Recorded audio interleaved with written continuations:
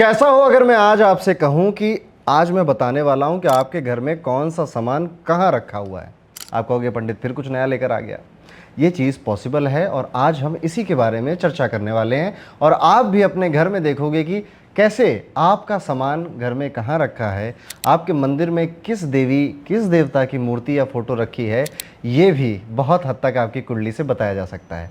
कैसे करना है, आज हम जिस टॉपिक की बात कर रहे हैं इसमें वास्तु को और ज्योतिष को मिलाकर देखा जाता है। इसे हम एस्ट्रो वास्तु भी कॉमन लैंग्वेज में बोलते हैं। लेकिन एक मन में आपको सवाल आएगा कि डायरेक्शन देखनी कहाँ से, अपने कमरे में बैठ के देख लूँ कि बाथरूम में बगल में बैठ के देख लूँ डायरेक्शन। आप जब भी मैं डायरेक्शन का नाम लूँ या कभी भी आप वास्तु देखा करो तो अनुमान लगाया करो कि आपके फ्लैट का, आपके जो अगर घर है, आपका जो फ्लोर है, उसका सेंटर क्या है। उस सेंटर पे जाके खड़े हो जाइए और वहाँ पर कंपास खोलिए। आप कहीं भी घूम लोगे कंपास की डायरेक्शन नहीं बदलेगी, ठीक है, उसी हिसाब से एडजस्ट हो जाएगा। तो किसी भी तरफ आप फेस कर लोगे, वो नॉर्थ अगर इधर है तो इधर ही बताएगा, चाहे आप इधर देखो चाहे उधर देखो। तो बीच में कंपास खोल के देखिए कि नॉर्थ ईस्ट कहाँ है, नॉर्थ कहाँ है, साउथ कहाँ है। लेकिन हर बार की तरह इस बार भी अगर ज्योतिष की जंग में उतरना है तो एक हथियार आपके पास होना चाहिए और वो है आपकी लग्न कुंडली। अगर आपके पास अपनी लग्न कुंडली हो तो ज़रूर उसको ओपन करके रखिए और अपने घर वालों की भी कुंडलियाँ ओपन करके रख लीजिए। साथ ही साथ अगर आपके पास कुंडली नहीं है तो गूगल पर जाइए, वहाँ पे टाइप करिए फ्री ऑनलाइन कुंडली सॉफ्टवेयर। कई सारे आपके पास लिंक आएंगे, उनमें से किसी में भी अपनी जन्म तारीख, अपना नाम, अपना जन्म का समय, अपना जन्म स्थान फिल करिए और आपके पास लग्न कुंडली जैसा स्क्रीन पर दिखाई दे रहा है ऐसी एक कुंडली आ जाएगी आपके। बस आपको यही चाहिए और इसी लग्न कुंडली से हम कोशिश करेंगे आज देखने की, और आप मुझे कमेंट करके बताना कि आपके घर का सामान उस जगह आपको मिला या नहीं मिला। देखिए, सबसे पहले यहाँ पे ये समझना पड़ेगा कि ये हमारी कुंडली होती है, इसे हम लग्न कुंडली बोलते हैं। इसे हम नॉर्मली कुंडली, पत्रिका, पत्री, D1 चार्ट ये भी बोलते हैं। हम सबका जो फर्स्ट हाउस होता है वो ये होता है, उसके बाद सेकंड हाउस ये होता है और ये चीज़ बिल्कुल फिक्स है। और ये पूरी चीज़ एंटी क्लॉकवाइज इंक्रीज होती रहती है, यानी कि थर्ड हाउस ये हो जाएगा, फोर्थ हाउस आपका ये हो जाएगा, इसी तरह से fifth house, sixth house, seventh, ये वाला 8th, 9th, 10th, 11th और 12th। तो ये 12 हाउसेस फिक्स हैं, हम सबकी कुंडली में फिक्स हैं। इन्हीं हाउसेस को कुछ डायरेक्शन दी गई है। अभी तक हम क्या देखते थे कि हाउसेस के अंदर राशियां होती हैं, कभी कभी कुछ कुछ प्लैनेट्स भी होते हैं, लेकिन आज हम देखेंगे कि इन हाउसेस के अंदर डायरेक्शन और दिशाएं भी होती हैं। अब जब भी दिशाओं की बात आती है तो आपके दिमाग में आता है कि हाँ यार, ये वास्तु जैसा कुछ लग रहा है, क्योंकि वास्तु में भी तो यही होता है ना, क्या इस डायरेक्शन में किचन नहीं बनाना, उस डायरेक्शन में बाथरूम नहीं बनाना, ये सारी बातें वहाँ पर भी होती हैं। लेकिन क्या वास्तु सच में इतना इस तरह से यूज़ करना चाहिए जैसे लोग यूज़ कर रहे हैं, या फिर आपकी कुंडली के अकॉर्डिंग वास्तु को प्रैक्टिस करना चाहिए? क्योंकि घर में अचानक से कोई समस्या आई और कोई आकर आपको कहेगा कि अरे आपकी साउथ वेस्ट में प्रॉब्लम है। अरे तो मैं तो इस घर में 35 साल से रह रहा था, साउथ वेस्ट में प्रॉब्लम तो 35 साल से थी इस घर में, दिक्कत आज क्यों आई? तो वो प्रॉब्लम साउथ वेस्ट की या किसी भी डायरेक्शन की कब आएगी ये कौन बताएगा? एस्ट्रोलॉजी बताएगी।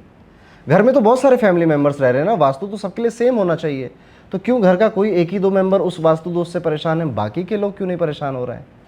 यहाँ पर भी आंसर आपका खुद का कुंडली करेगा और हर किसी की कुंडली के according different different direction different different चीज़ों को देती हैं। वही एक एंट्रेंस है, किसी को वो प्रॉस्पेरिटी दे रही है, किसी को मेंटल प्रॉब्लम दे रही है, किसी के रिश्ते अच्छे कर रही है, किसी के रिश्तों को ख़राब कर रही है। वही एक ही घर में 4 लोग रह रहे हैं, 4 अलग अलग तरह की ज़िंदगी है। क्यों? क्योंकि 4 अलग अलग तरह की कुंडलियाँ उस घर में हैं और इसी चीज़ को आज हम समझने वाले हैं। तो इस तरह से आपको पता चल गया कि किस हाउस में कौन सा डायरेक्शन आता है। यहाँ पर भी मैंने आपके रेफरेंस के लिए ये मेंशन कर दिया, ये लिख दिया, आप इसे चेकआउट कर सकते हो। अब एक हिंट लेते हैं छोटी सी। नॉर्मली हम लोग अपने घर का मंदिर किस डायरेक्शन में बनाते हैं? मेरे ख्याल में तो इंडिया में तो बचपन में ही पता चल जाता है कि नॉर्थ ईस्ट की डायरेक्शन बहुत अच्छी है, नॉर्थ ईस्ट की डायरेक्शन में हम मंदिर बनाते हैं। आमतौर पे लोग नॉर्थ ईस्ट की डायरेक्शन को मंदिर की तरह चूज़ करते हैं। साउथ इंडिया में अगर आप जाओगे तो वहाँ पर आप देखोगे कि लोग वेस्ट की डायरेक्शन में मंदिर बनाते हैं। तो एक एग्जाम्पल से स्टार्ट करते हैं।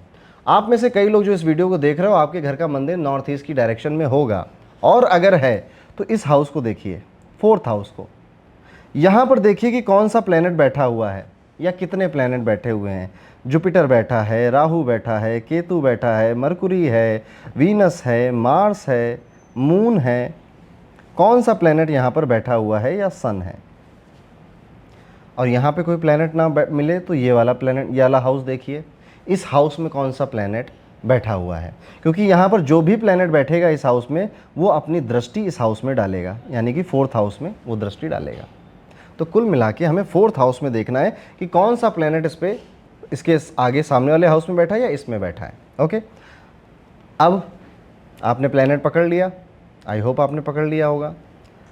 मल्टीपल प्लैनेट्स भी हो सकते हैं, 1 2 भी हो सकते हैं, एक भी हो सकता है, और हो सकता है कि एक भी ना हो। ठीक है, तो ध्यान से देखिएगा। और अब अगर आपके नॉर्थ ईस्ट में आपने मंदिर बनाया है तो इसी प्लैनेट से रिलेटेड देवी या देवता आपके मंदिर में मिल जाएगा। फॉर एग्जाम्पल जुपिटर है तो भगवान विष्णु जी मिलेंगे आपको।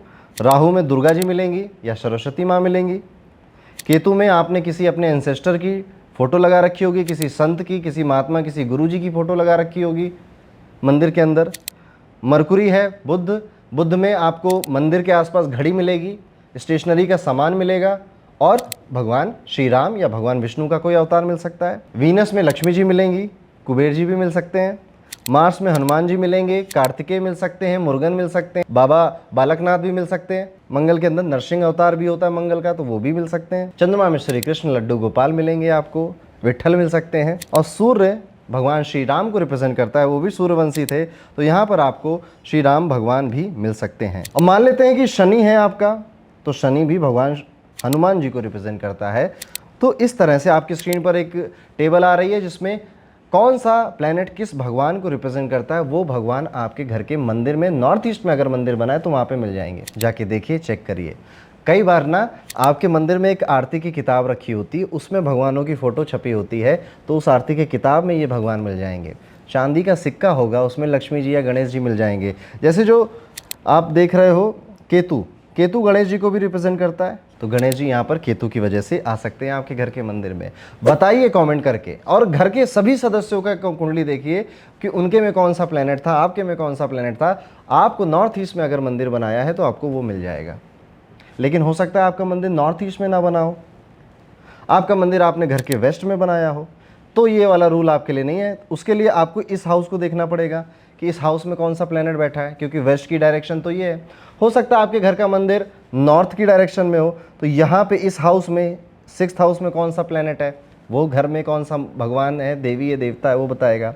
हो सकता है कि ईस्ट में आपका मंदिर बनाओ, तो इस हाउस में 1st हाउस में आपको प्लैनेट्स देखने पड़ेंगे। आप समझ गए ना कि जिस भी डायरेक्शन में आपके घर का मंदिर बना है उस डायरेक्शन में आपको देखना है कि कौन सा प्लैनेट उस हाउस में बैठा था, उस प्लैनेट से रिलेटेड क्या देवी देवता मंदिर के अंदर हैं कि नहीं है।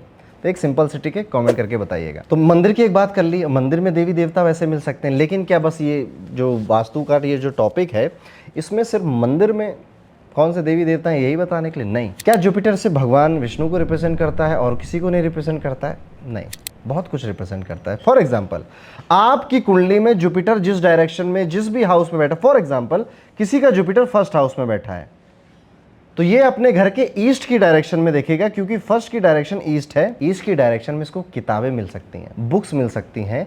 कोई एक ऐसी किताब भी होगी जो रिलीजियस कोई बुक मिल सकती है, किसी संत की, महात्मा की, किसी ब्राह्मण की फ़ोटो मिल सकती है, किसी साधु की भी फ़ोटो मिल सकती है।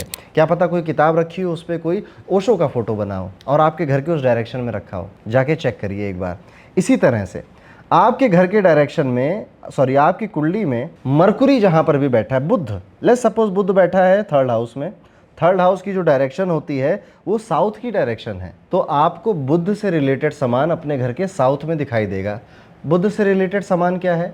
हरा रंग, प्लांट्स, घड़ियाँ, और बुध से रिलेटेड सामान होता है स्टेशनरी, पढ़ने लिखने वाली सारे सामान, पेन, ये सारी चीज़ें बुध से रिलेटेड है, तो वो आपको इस डायरेक्शन में। लेट्स सपोज मंगल की अगर बात करें, मंगल बैठा है यहाँ पे 7th हाउस में। आप जाइए अपने घर का साउथ वेस्ट डायरेक्शन जरा चेक करिए।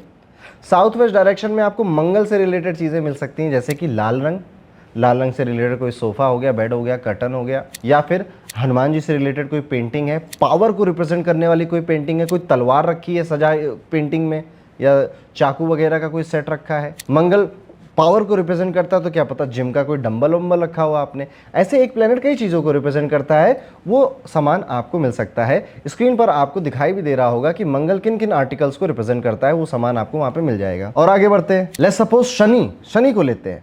शनि आपके 2nd हाउस में बैठे हैं, सैटर्न। जाइए सेंटर से देखिए नॉर्थ वेस्ट की डायरेक्शन कहाँ पर है, वहाँ पे क्लोजेट मिलेगा, कबर्ड मिलेगा, अलमीरा मिलेगी, कोई भारी सामान मिलेगा। और आपकी स्क्रीन पे आ रहा है कि शनि किस किस चीज़ों को रिप्रेजेंट करते हैं, वो ब्लैक कलर की चीज़ भी मिल सकती है। और आप स्क्रीन पे देख ही रहे हो कि क्या क्या सामान आपको उस डायरेक्शन में प्राप्त हो सकता है। इसी तरह से बाकी के सारे प्लैनेट्स किस किस सामान को रिप्रेजेंट करते हैं, मैं पूरी लिस्ट तो नहीं दे रहा हूँ, थोड़ा बहुत सामान जो कि यूजुअली कॉमन घरों में हो सकता है कि मिल जाए, आपको उसी डायरेक्शन में मिलेगा। जाकर चेक करिए अपनी कुंडली से, अपनी वाइफ हस्बैंड की कुंडली से, अपने पापा मम्मी की, भाई बहनों बच्चों की कुंडली से, और मुझे कमेंट करके ज़रूर बताइएगा कि क्या क्या सामान मिला, आपने रिलेट किया या नहीं रिलेट किया, वाव मोमेंट आया या नहीं आया, ज़रूर बताइएगा। बहुत सिंपल सा है, एस्ट्रो वास्तु का बहुत पहला टॉपिक है।